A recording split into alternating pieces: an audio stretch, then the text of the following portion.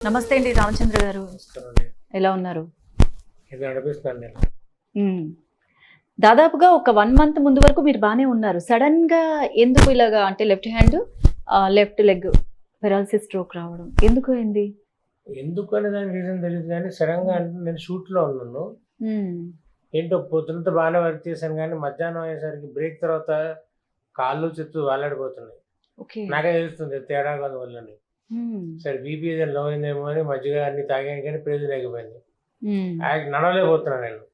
మ్మ్. పక్కన మా అసిస్టెంట్ ఉన్నా వాడు చేయబట్టి నడవలేకపోతున్నాను. ఓకే. అప్పుడు ఇంకా నేనే లేదంటే ఇంటికి వెళ్ళిపోతా అని చెప్పేసి వచ్చాను. వచ్చి మా ఫ్యామిలీ డాక్టర్కి ఫోన్ చేసి బీపీ హైగా ఉంది మందులు మార్చాడు. మ్మ్. 2 days చూసిన తర్వాత కూడా నాకు చెయ్యి కాలు లెఫ్ట్కి వెళ్ళిపోతుంది, ఊగిపోతుంది లెఫ్ట్ హ్యాండ్ లెఫ్ట్ చెయ్యి. మ్మ్.